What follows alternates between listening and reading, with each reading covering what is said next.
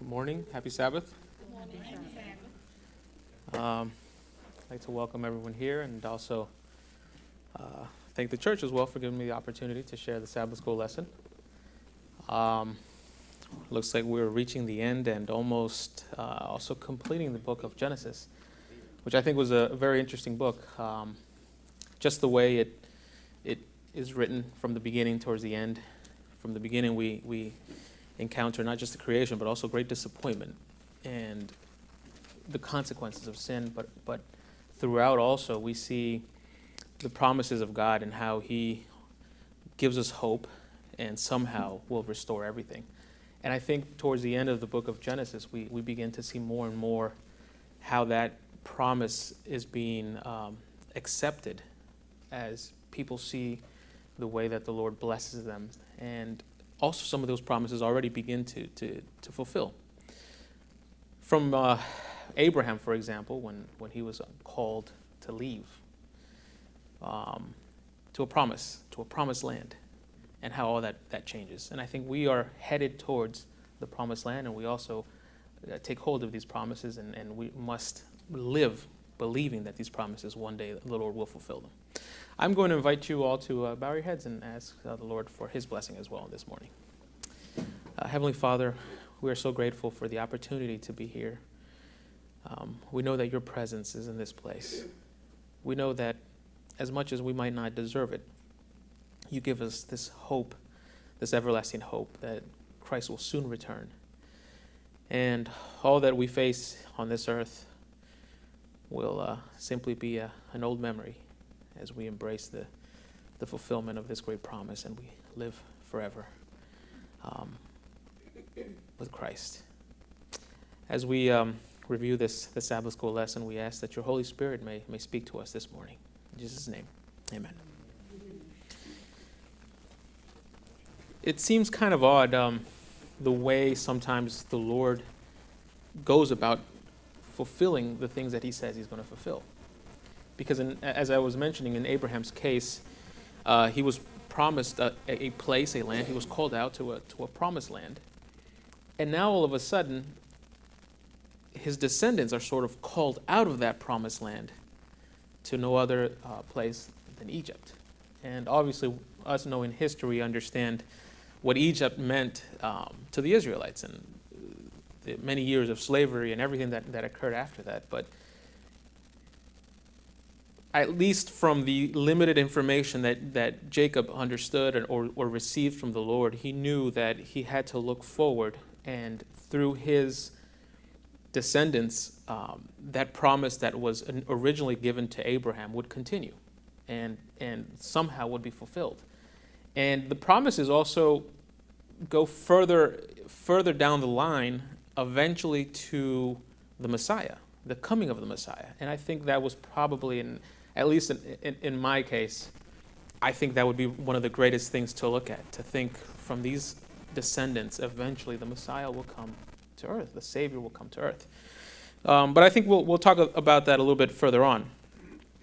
So we begin to see essentially the last years of Jacob, right? He's ending his journey, and his life was a life of disappointment as well. While he did have the direction of the Lord, while there was many blessings in his life, but also it was a life of disappointments, of hardships. And I think that's very important for us to understand, because we sometimes think, and as a matter of fact, I've sometimes had conversations with people who are looking to see, is it worth it to follow Christ? Is it worth it to go to church? And sometimes they think, well, if I come to church, if I come to Christ, then I expect everything will magically be fixed in my life. Everything will be great. There will be no hardships. There will be no difficulties. And when the Lord gives us these promises and tells us that these things will occur in our lives, sometimes we have to be patient. And sometimes we have to experience certain things before we actually see the fulfillment of that promise. And I think in Jacob's case, obviously one of the biggest hardships that he faced was the loss of, and it's kind of bad to say, but essentially the loss of one of his favorite son, right? Because we see from the very beginning the favoritism he showed towards him, and how his brothers sort of developed that jealousy and eventually looked for a way to get rid of him. And he ended up in Egypt. Joseph ended up in Egypt. And we're going to see how the Lord sort of transforms these things, and sometimes even takes advantage of the mistakes that we make and turns it into something good. And I think that's sort of some of the outlines, the themes that we see across the board in this lesson. And we also see an emphasis on this promise of returning eventually to the promised land. So I think that's something that's underscored time and time again in this lesson. So in Genesis 46, and I would like someone, and I apologize, I'm not the best with the names, but I would like a volunteer that could read for us Genesis chapter 46, at least verses 1 through 4. Obviously, we do not have time to go through the entire chapter. Yes, go ahead, please. And that was 1 through... 1 through 4. Thank you. So Jacob set out for Egypt with all his possessions. And when he came to Beersheba, he offered sacrifices to the God of his father Isaac. During the night, God spoke to him in a vision. "Jacob, Jacob," he called. "Here I am," Jacob replied. "I am God," the voice said, "the God of your father. Do not be afraid to go down to Egypt, for I will see to it that you become a great nation there. I will go with you down to Egypt, and I will bring your descendants back again, but you will die in Egypt with Joseph at your side." You know, I have to imagine how difficult it must have been for Jacob to believe that Joseph was in fact still alive. I mean, so many years had gone by, and he had gone through the grieving process. He had already set that aside. He had already gone through all that pain and suffering of thinking, I lost my son. And to all of a sudden hear news and no, but Joseph is still alive. And not only that, but now the original promise that you received, living in this land, you have to sort of put that on pause and go to Egypt. How difficult is it for us to make sometimes small changes in our lives? Now imagine having to leave everything behind and go to a strange land, and at least in our case, we've immigrated from different countries, and we understand what that means. Probably not I being a younger generation, but at least my parents who had to leave everything behind, leave family, leave everything behind to come to a strange land, to look for security, to look for peace, to look for something else that they couldn't find back home. And the Lord understands our doubts. He understands the thoughts that we go through, the thought process that we go through. And we see here how he shows that mercy towards Jacob by giving him assurances. He tells him, don't worry, don't fear. I will be with you.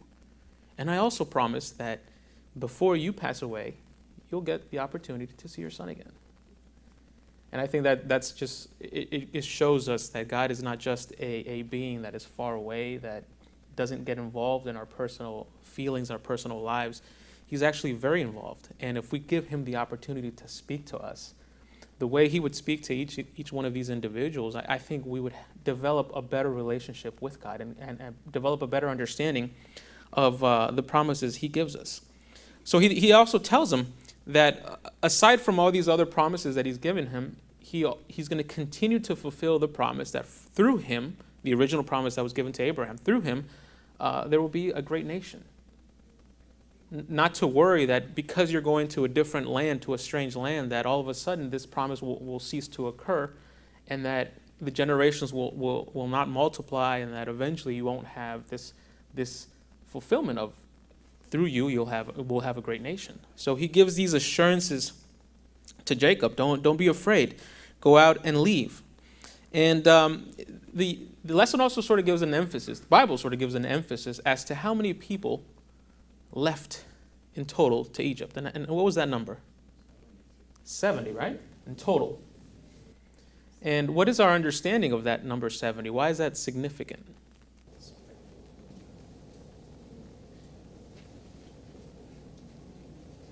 What's the significance of that number 70? Especially thinking of the idea that great nations would come out of, a great nation would come out of Jacob and his descendants. And throughout the Bible, both the number 7 and the number 70 tends to represent a number of completeness, of fullness, right? When the Lord talks about 7 days, a full week, it's a number of completeness, of fullness. So we're essentially seeing a complete number, a whole family that is going to become God's people, a nation, his full nation. So we see this completeness being fulfilled. I often get surprised at the way the Lord does things because they're so perfect, they're so exact, everything is done with a purpose. Nothing's random. And even these transitions going from the promised land to Egypt, all these things that are occurring, they're occurring with a purpose. And it also gives us the assurance that the Lord is in control. He knows exactly what he's doing and exactly why he tells these people to do what they should do. But I think perhaps, at least to me, and the way I interpreted this lesson, the main theme throughout this lesson is to give us, and honestly, not just the lesson itself, but in reality, the book of Genesis is to give us sort of the history of salvation. In other words, it's going to trace, it's going to put a foundation, it's going to put the basis for which we're going to eventually see the coming of the Messiah, and in reality, or in totality, the promise of salvation. So I think really the purpose of the book of Genesis is not just to give us a set of stories, because they're great stories, they're interesting stories, right? We see so many things occurring, creation. We see all these great personalities that come about, all these great characters. But it's not just to give us a set of stories. Unfortunately, the world has looked at the Bible and has looked at these books as, well, they're just books of stories. But to us, they trace a line that shows us how the Lord has been in control day after day. But also, they show us a line of prophecies, a prophecy of the Messiah that would eventually come and save the world. And that is that line of history of salvation that I think is really important, and I think is really the reason why we have these writings.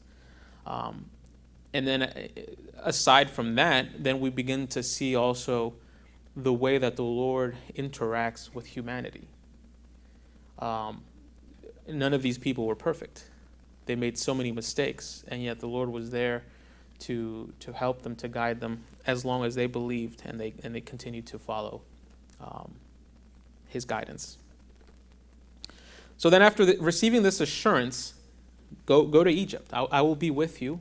You will still see a great nation coming from your descendants. And you will not pass away without having seen your son Joseph again. He then takes flight. He goes on to Egypt. And if someone could read for me Genesis 47, we'll read verses 5 and 6. Genesis 47, verses 5 and 6. Yes, thank you. Then Pharaoh spoke to Joseph, saying, "Your father and your brothers have come to you. The land of Egypt is before you. Have your father and brothers dwell in the best of the land. Let them dwell in the land of Goshen. And if you know any competent men among them, then make them chief herdsmen over my livestock." So who is saying these things? Pharaoh. The Pharaoh, right? And it's kind of odd. Obviously, we've studied and we've seen the history and how Joseph ended up, and thank you, by the way, how Joseph ended up where he ended up, right? And it's sort of it almost seems like if it's a movie playing out, right? Being sold by his brothers, ending up in Egypt, being in prison, and eventually becoming the right-hand man of the Pharaoh. And the Pharaoh, in this encounter, after Joseph has had this conversation and told him, "Look, I have a family," and also what's going on in the known world at that time? There's famine, right? One of the ways I think the Lord used Joseph to sort of protect his people is to interpret the dream that Pharaoh had. And we understood that there was going to be 7 years of blessings, there was going to be 7 years of abundance, and then eventually there was going to be 7 years of famine. And not just that, but also through Joseph, the land of Egypt, the Pharaoh were completely blessed. And I've pointed out before the way that when people interact with us, as we learn to fear the Lord and follow the Lord, and the Lord blesses us, those blessings sort of outpour to those around us as well.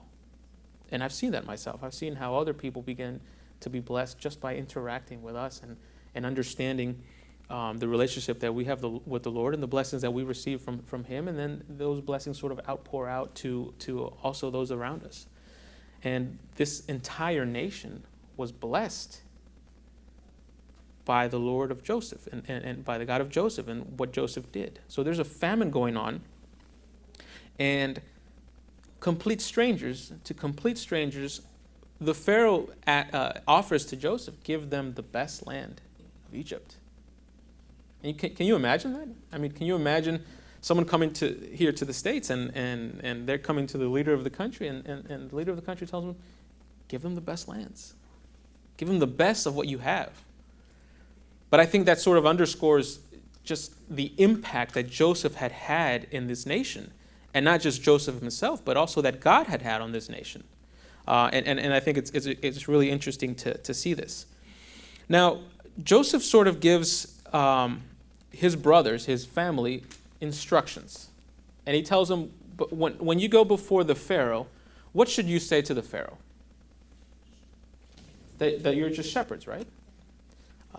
That wasn't necessarily something to be looked upon in a great way by the Egyptians, but that's what the instruction that Joseph gave them. And why did he give that instruction? In case they needed to leave. So there were certain reasons, right? One is that way there was no real commitment to having to stay there. There was nothing there that would necessarily tie them. These were just people that were caring for nature, caring for animals, shepherds people, and if they needed to leave, because people that tend to livestock, typically they do what? They move to places where they can find food and shelter for their animals. Why else? What other reasons? The Bible said the Egyptians didn't necessarily like shepherds. Mm-hmm. And so he would tell them to go to this specific place. And I think in that way they would sort of remain insulated from having to participate perhaps in a lot of the things that the Egyptians would participate in. We understand that the Egyptians weren't necessarily fearful of the same God, and that they were involved in a lot of other beliefs. So that would sort of keep them insulated. Why else? There's also another reason I'm thinking, and I think that also shows us the love that Joseph continued to have for his brothers despite everything that they had done to him. Mm-hmm. It was a way to keep them from mixing in with the other people and losing their faith and becoming nothing. Mm-hmm. And I wonder if that might also have been influenced in part by the experience that Joseph had with his brothers. Because bear in mind that not having lived with his brothers for so long, he didn't necessarily know the changes that had occurred in his brothers. He didn't necessarily know how they had developed, how they had grown, if they had grown closer to the Lord. So in giving his brothers these instructions, he was also telling them, you know what, don't get involved. Don't get involved in the politics of Egypt. Don't get involved in all the things that the Egyptians are involved in. Stay insulated, stay protected, stay away from these things. Because eventually, no matter how strong you might think you are, but eventually the influences that are around you will have an impact on us. And I think Joseph, to a certain extent, sort of, he saw ahead and he thought, if my brothers begin to see, and it's not easy. We talk about a lot of things that Joseph did and how he was always faithful to the Lord. But can you imagine being alone in a nation, developed in a blessed nation like Egypt was, and remaining and staying firm to his beliefs and to his principles? Even with that amount of power. I mean, Joseph had power. He had authority. And he could have easily abused that authority. That authority could have easily changed them, right? Power tends to change people. So he must have thought, if my brothers are treated in the same way and they begin to get involved, heavily involved with this nation, they might eventually lose their way. So that was also a way of sort of keep them insulated, keeping them away from these influences. And I think the Bible has sort of given us that same idea time after time, right? We are in this world, but we shouldn't necessarily be a part of this world, right? We're in this world, but we don't necessarily belong to this world. And that idea is repeated time and time again. And as you look forward in the Bible, you begin to see that whenever you violate that principle, bad things happen. And unfortunately to God's people, that happened time and time again. When they got too involved with other nations and they began to be influenced by these other nations, then we saw the negative consequences that would occur. So as I mentioned before, Jacob's life wasn't necessarily a great life. He had good times, but also he had faced a lot of hardships. And the spirit of prophecy sort of points to the idea that Jacob's life improved significantly once he moved to Egypt, which again I think is kind of odd, because if you think about it, he was living already in the promised land, right? So you would expect that things should be developing and that the blessing should be falling upon Jacob, blessing after blessing, to the point where his life should have been an easy life. But nonetheless, it seems like it wasn't until he actually came to Egypt and reunited with Joseph that his life began to improve significantly. And it also seems a little bit unfortunate, just because he was also getting older and he was getting to the end of his life. But unfortunately, that's the world we live in, right? You know, this world isn't a world that's promised us great things, that has promised us that there would be no hardships. There's going to be difficulties along the way. There's going to be a lot of bumps in the road. But it seems as if those last years that he lived surrounded by his family, reunited with his son, were some of the best years that Jacob lived and experienced. And I think that was, I don't want to necessarily say it was a reward from the Lord, but I think it sort of outlined the faithfulness that Jacob had throughout his life. And everything that he experienced, but also just the blessings that the Lord was going to bestow, because again, from this line, eventually the descendancy of the Messiah would come. So he finds that he has this encounter, right? Joseph takes Jacob to meet the Pharaoh, and what occurs? Jacob blessed the Pharaoh, right? And it's kind of strange, because you would think if you're going to a strange land and you're meeting the ruler, the principal of that land, that you're going to be there, at least in my case, I think I would probably stand there quietly, just listening and thanking him for giving us the opportunity to come and participate in the blessings that the nation had received. And yet, things sort of get flipped, and Jacob is the one that's giving a blessing to the Pharaoh. And how does the Pharaoh react to that blessing? Or how does the Pharaoh react to that interaction? And I think, honestly, his reaction, again, has to do with the feelings that the Pharaoh has towards Joseph and how he's seen. Go ahead. He accepted it. He accepted it. Oh, thank you. He saw it as something from a wise individual. And again, this is me thinking, but after his experience with Joseph and how the Lord had used Joseph and how wise Joseph was. And bear in mind, Joseph didn't just administrate during these 7 years of famine so that there was sufficient food. It wasn't just food. Through Joseph, Egypt became an even more rich nation. So the Pharaoh was blessed in many different aspects, not just in the idea that there was sufficient food, but in many aspects, Egypt grew and was blessed further, financially was blessed, just because Joseph was there administering too. So I think the Pharaoh must have thought, just as Joseph has been blessed, and just as Joseph is wise, I would assume that also his father must be wise, and his father must also be blessed, because he serves the same God. So I think that perhaps that was the sort of thinking that the Pharaoh had in this encounter. So then we transition from this interaction with the Pharaoh and the blessings that Jacob bestows upon the Pharaoh to now Jacob blessing the sons of Joseph. And we go to Genesis chapter 48. I would like for someone to read Genesis 48, verses 8 through 11. We have a volunteer. Genesis 48, verses 8 through 11. Yes, go ahead, please. Then Israel saw Joseph's sons and said, "Who are these?" Joseph said to his father, "They are my sons, whom God has given me in this place." And he said, "Please bring them to me, and I will bless them." Now the eyes of Israel were dim with age, so that he could not see. Then Joseph brought them near him, and he kissed them and embraced them. And Israel said to Joseph, "I had not thought to see your face, but in fact God has also shown me your offspring." So what was happening to Jacob? What was about to occur to Jacob? What did he understand was soon to come? He was dying, right? He was on close to his deathbed.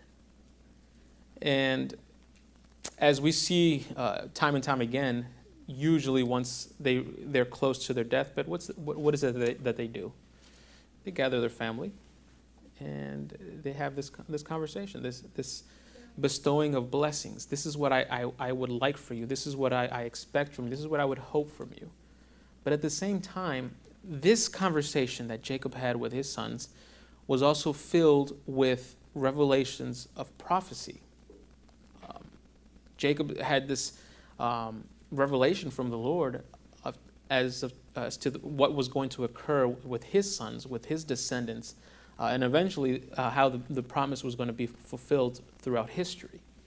So it was a very special blessing because Jacob gathers his children to bless them. But right before he gathers his children, he talks to Joseph, and Joseph brings his two sons. Now, to this point, all the descendants of Jacob have been born where? Right? In Canaan. All had been born in the promised land, except for Joseph, except for the two sons of Joseph. Right? So it seemed, in the Bible sort of presents this idea as if these two sons, because they weren't born in the promised land, were sort of outcasts, were sort of from a different tree, from a different vine, right? And so when he brings them to Jacob, when Joseph brings his two sons to Jacob, it seems as if Joseph is trying to bring them back. Like he wants them to be accepted. He wants them to be part of this great nation that the Lord is going to create through the descendants of Jacob. So Israel sees them for the first time and asks who they are and wants to bless them. One of the things that stood out to me, what was the issue between Jacob and his brother? We studied this in lessons past. What was the issue between Jacob and his brother? Why? He stole his birthright, right? Because there was an importance in having that blessing as the firstborn. And what's happening with Joseph's two sons? They're the only grandsons being blessed by Jacob. Okay. And now, what's the distinction between between the two sons? Kind of it's kind of like a repetition of what happened with Esau and Jacob, because now the younger one is supposed to sort of rule over the older one, and it's kind of, to me, I think it proves what happens when you allow the Lord to fulfill His promise, because in Jacob and Esau's case, Jacob sort of took it in his hands. Obviously, with the influence of his mother, sort of took it to his hands. I think it was always to be that way.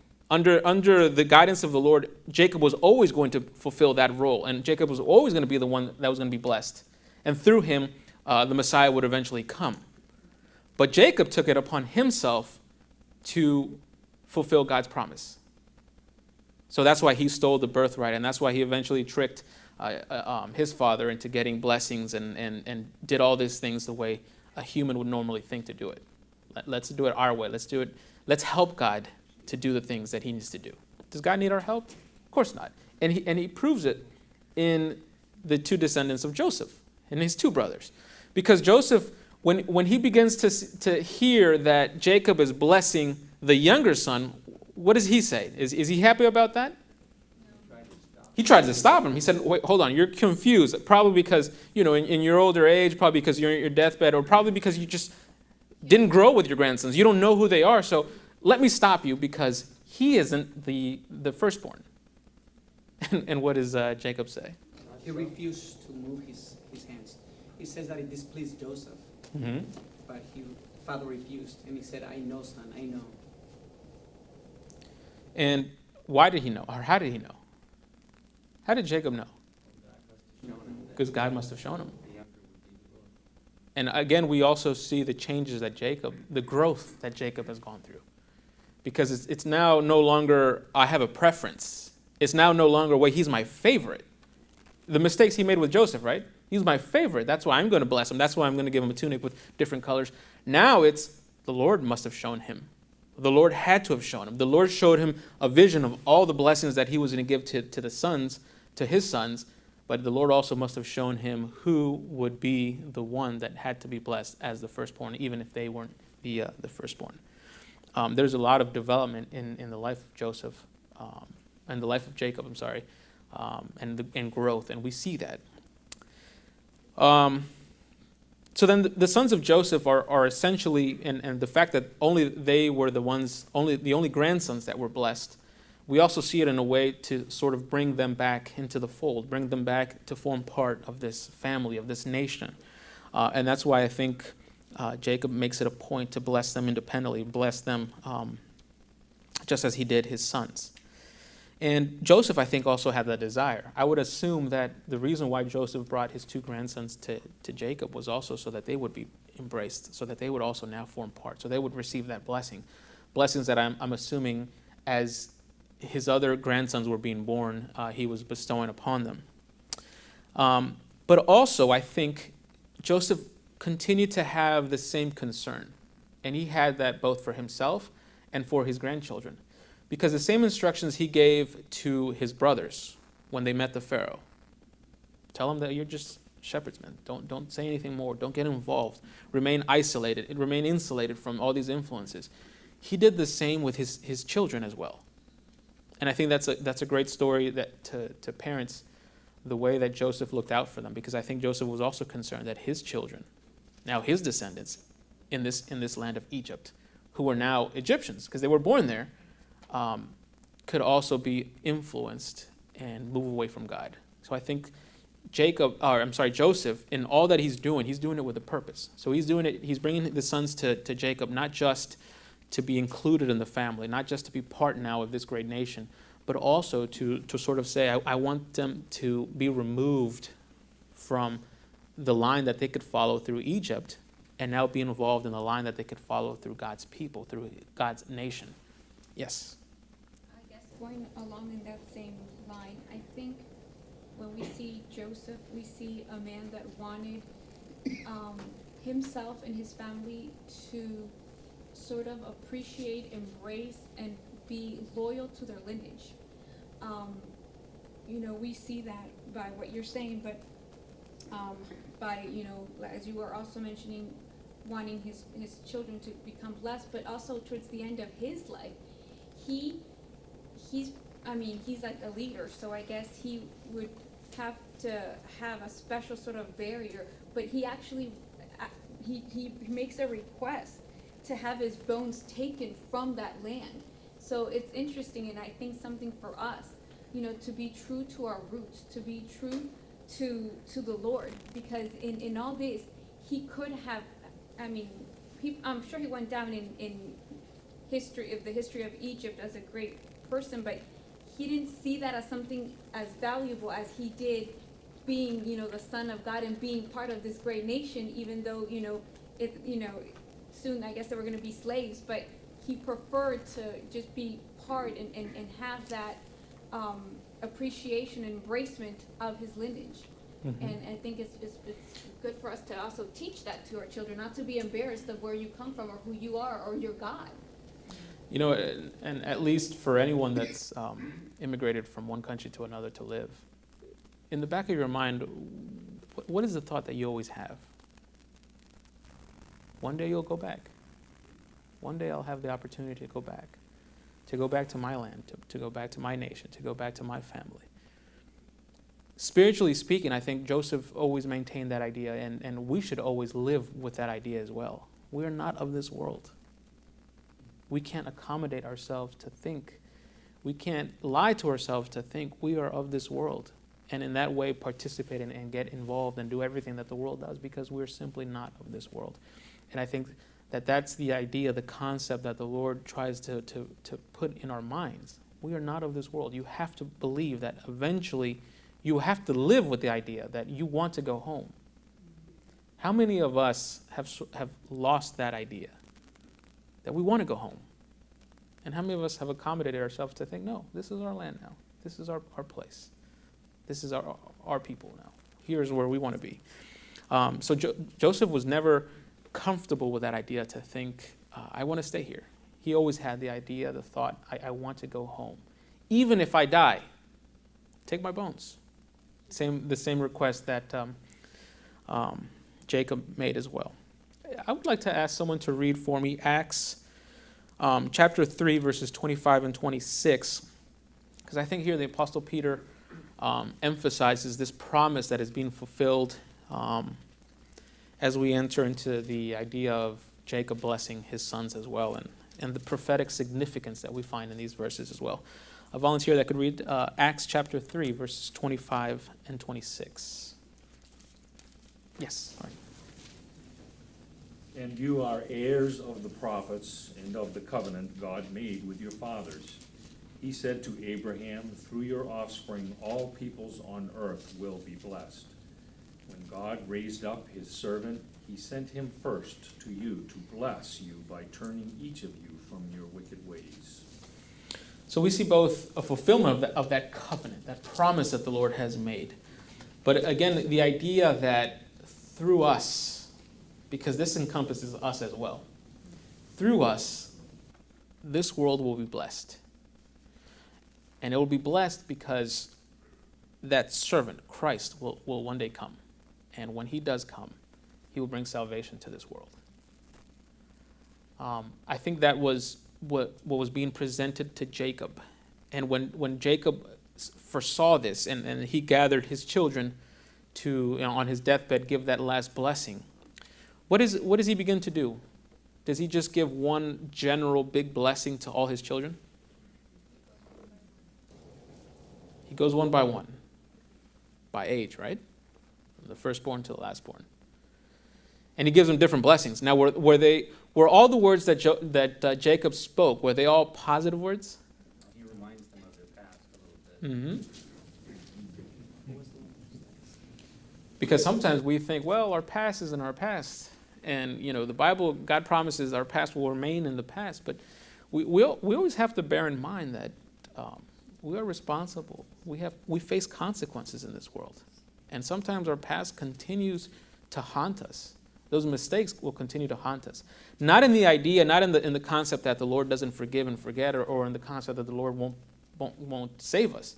But in the idea that while we're on this earth, this sinful earth, the consequences of a lot of the decisions that we make will continue to follow us. We continue to have those scars. And I think that's what Jacob tried to remind his children. Remember your past. Remember some of the things that occurred.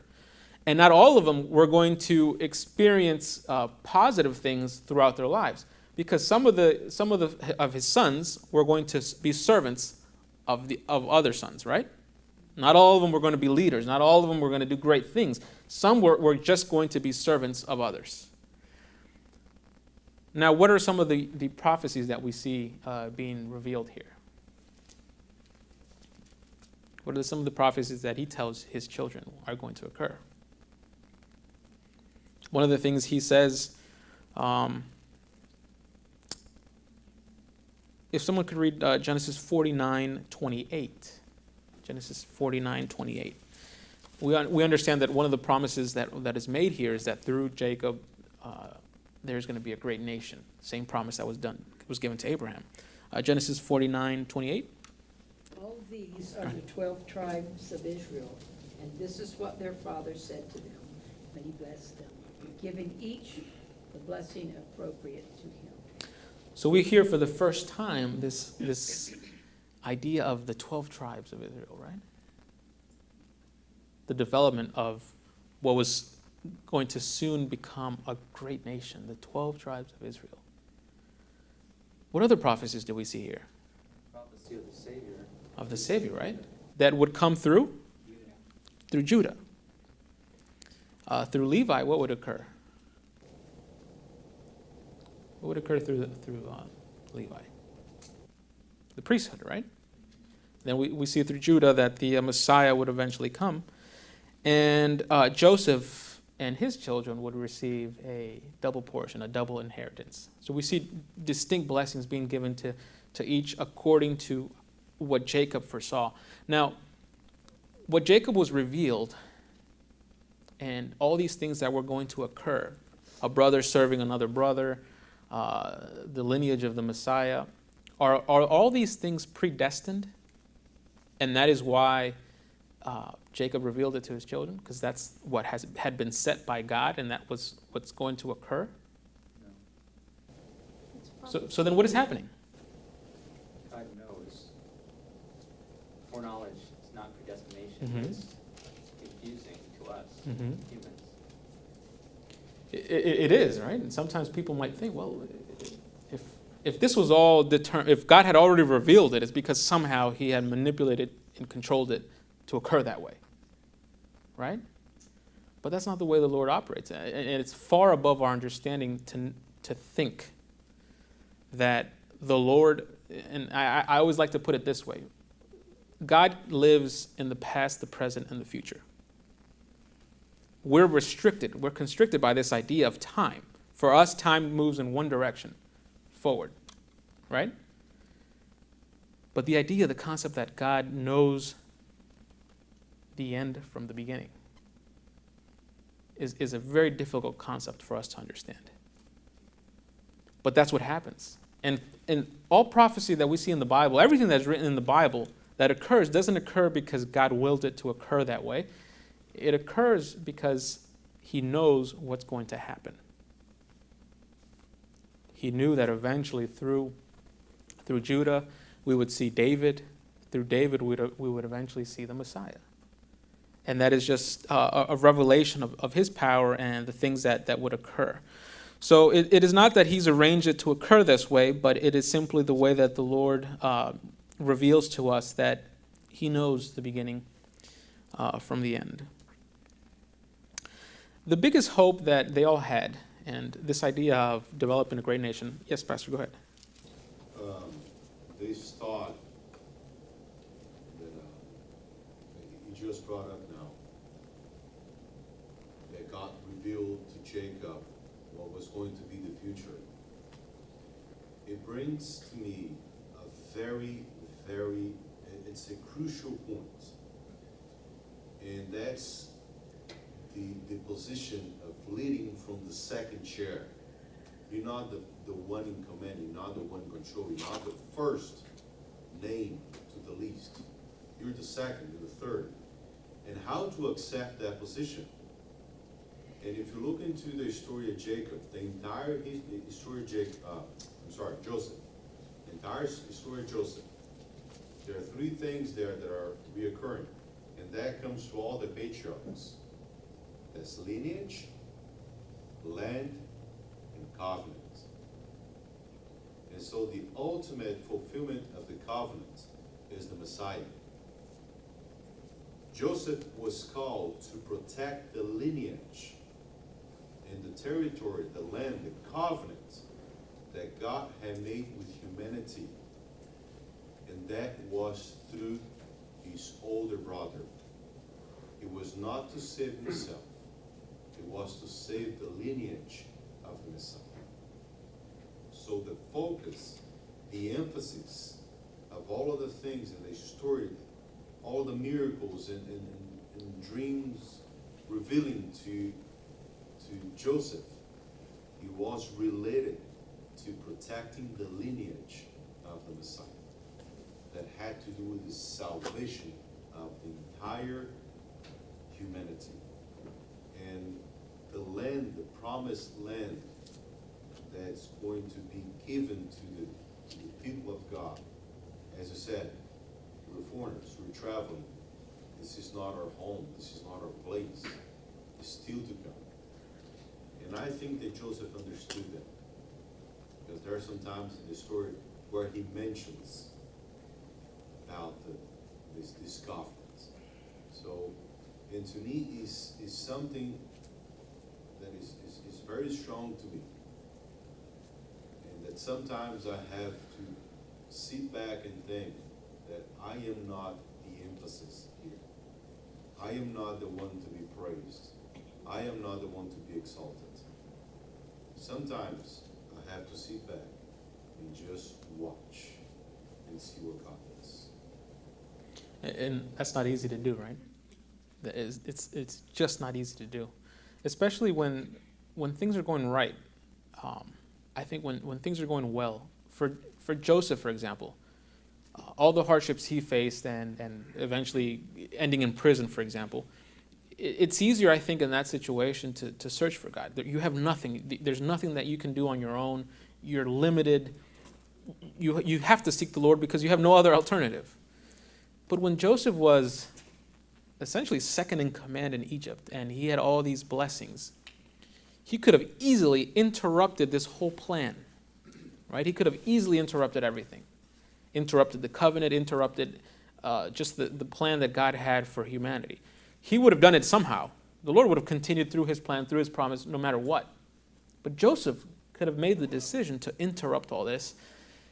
And yet, in his relationship with God, he understood the need to continue to protect everything. That's why he sort of takes on this fatherly role with his older brothers. He takes on this fatherly role with his children. He takes his fatherly role even with Jacob himself. Because who is saving who? Who is the one here taking charge and saving everyone? It's Joseph. God is the one that's revealed to Joseph the way to do it. But it's Joseph, the one who is saving his nation, saving his family, saving everyone. And the only way he could have done that is by giving his will to the Lord. And I think it's very difficult to do that when you're being blessed. To take a step back and to understand this is coming, this is occurring only because the Lord has willed it that way. Not because of what I can do. It's not because Joseph was an extremely intelligent individual, a good-looking individual. All those were characteristics that he had. But in the end, it's because God, he had developed that relationship with God to allow God to speak through him. Yes, when I think of, I guess when I think of the sons of Jacob, the book of Revelation makes extreme emphasis on these individuals. And for instance, on Revelation chapter 5, verse 5, it talks about Jesus being from the line of Judah, I guess from that lineage. And as I read the, I guess the descriptions that Jacob gives in his deathbed to his children, it is somewhat amazing how he does not mitigate none of these sins. And some of those sins cost him dearly. For instance, his very first son, Reuben, which is where he starts in verse 3, he says that he was a mighty individual, but he was unstable as water. Why? Because he went ahead and slept with his father's concubine or wife, I guess. Mm-hmm. And he goes down the line, and Levi and Simon, they were very cruel. Let us remember they killed an entire town because of their sister. I guess she was dishonored by the king's son, and so forth and so on.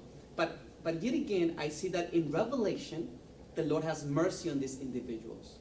They fulfill a purpose. Now, there is one son that is not mentioned in the 12 tribes of Israel. In Revelation chapter 7, the Bible speaks of 144,000 that will be redeemed, and they all come from the tribes of Israel. And he gives the name of each tribe, but then it's not noted there. And then on this description the Father has given is someone that is like a serpent, waiting to strike the enemy by the wayside. That's what he says in verse, I believe, in verse 16. Now, when I think of this, I believe that all these men had a purpose. They had made some severe mistakes. Out of all of them, the Father praises Judah, and it says that all his children will serve him, including Joseph.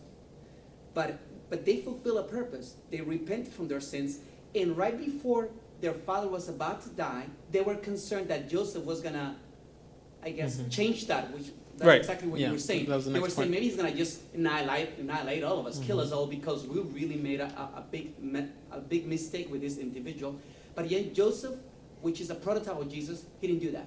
he allowed course to go in his way, and all these men became part of the book of Revelation. We also have a purpose. We've also made mistakes. And I was talking to my wife, let us pray that we know what the purpose is and fulfill that purpose despite of the fact of whatever things have happened in the past. And I think, and I just thought of two things. One, I think I had previously mentioned, but just the growth that had gone on in Jacob's life. Because again, he went from favoring one son and exalting him above the others and creating jealousy and creating this sort of situation originally, to being able to identify the strengths and weaknesses of each one of them. Obviously, a lot of this came from the Lord. The Lord revealed a lot, but being able to identify the strengths and the weaknesses of each child. Imagine if he had continued down his same path of showing favoritism. In our eyes, as humans, who should have been favored out of all the sons? Joseph. He should have continued to be favored. That's right. Through Joseph, I think, would have made sense that the lineage of Christ eventually would have come. But I think this shows that each one had a purpose. Each one, and the Lord allows us to grow in that manner by showing us what His will is. That is very different from what our will is. We look at someone maybe in his physical appearance and say this person is capable, and I think the Lord revealed that with Samuel and David, right? Well, you look at the exterior, what you consider to be a person that is capable. I look at the heart. I look at something greater than that. The Lord is able to look at something greater than that. So we see that growth that I think Jacob has gone through to be able to determine these are strengths and weaknesses. It's really difficult. I am soon to become a father, right? But how difficult is it to point out to a child their mistakes and speak to them in a way that you won't simply be attempting to protect them and insulate them and create them with this idea that they're the best in the world and that they can never do anything wrong, versus providing to them the information they need to hear. And in this case, I think Jacob was very direct in what he said to his children, having their best interest in mind, but also understanding that was the Lord's will. And again, this is something that could be very difficult for us, but has to be done. In addition to what you're saying, I think not only had Jacob had a growth, like he had grown as a person, but I think he died with the satisfaction of seeing also his children. We could see the change that they Right. had throughout, their lifespan, to the point that, they repented from what they did to Joseph. So I think it's a story about growth and about hope. Mhm. That we can, outgrow a lot of the weaknesses that we have if we allow the Lord to work in our lives. Let me put it to you this way. This was a very dysfunctional family. Right? I mean, you have thoughts of murder, you have thoughts of jealousy. This was a dysfunctional family. And the Lord changed all that. And I think that is where you see the power, if you allow Him the things that He can change and make different. So we finally get to Genesis chapter 49. If someone could read verses 19 through 21. Obviously, Jacob has given the instruction that he wants to be buried in the land of his fathers, in the promised land. So then Joseph asks the Pharaoh for permission, basically, to go and fulfill that promise. And then we have this situation where the brothers are a little bit concerned. Because I would assume, well, let's read the verses first, and then I'll give my final thoughts. Genesis 49, 19 through 21. Any volunteers? 49, 19 through 21. I think It might be 50. I think I might have written it wrong. Yeah. But Joseph said to them, "Don't be afraid. Am I in the place of God? You intended to harm me, but God intended it for good to accomplish what is now being done, the saving of many lives. So then don't be afraid. I will provide for you and your children." And he reassured them and spoke kindly to them. How many of us would react that same way? I would assume that his brothers must have thought the only reason Joseph is being kind to us is because of our father. Right? Because Jacob had to act as a sort of mediator, at least in his brother's eyes, as a mediator between them. No one knew better than Joseph's brothers what they had done.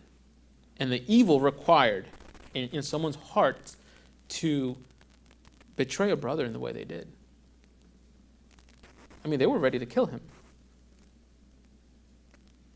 So then the father is gone, and their first thoughts were, we're still here.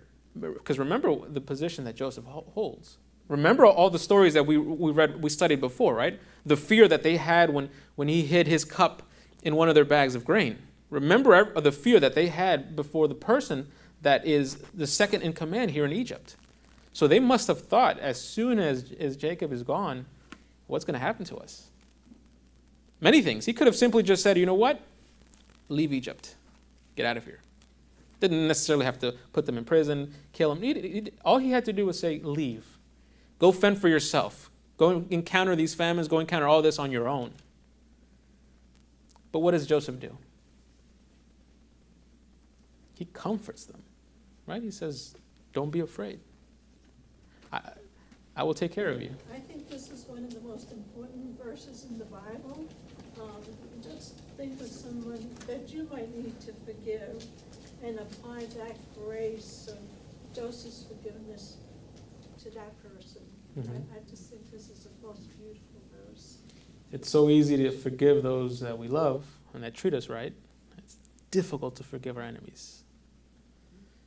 But it's difficult to forgive those that were once closest to us and have betrayed us.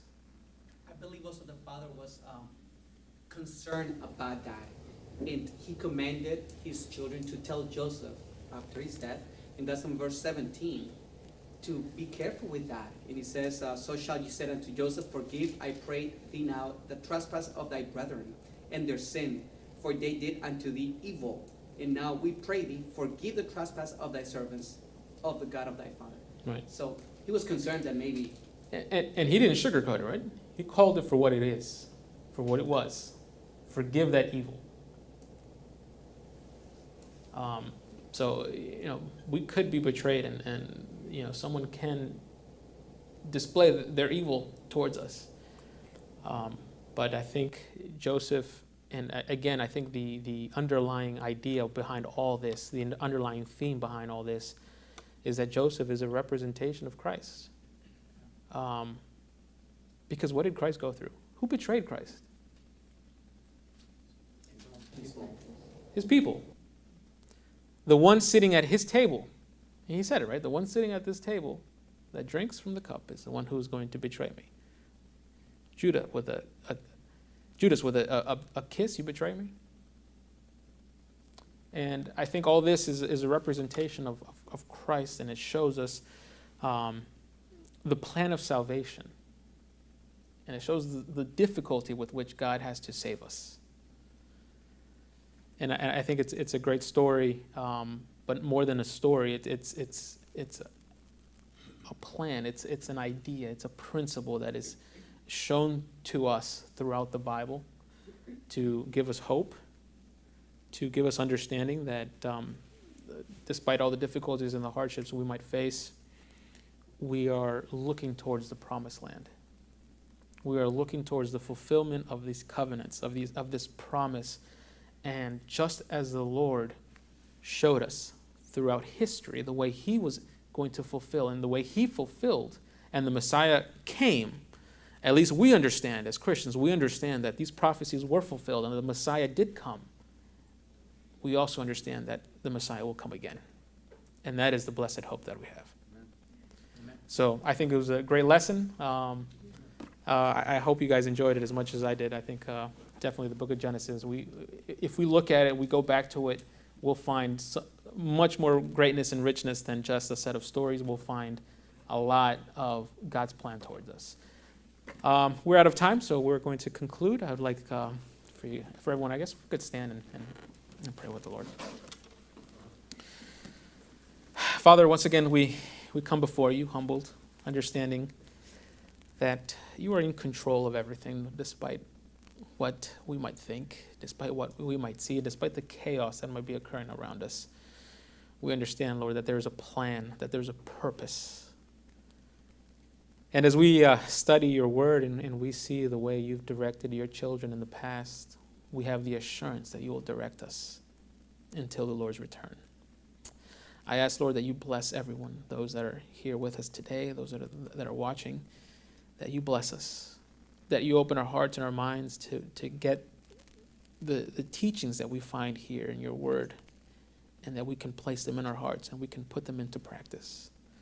Learn to forgive, learn from our mistakes, and allow the Lord to guide us in everything that we do.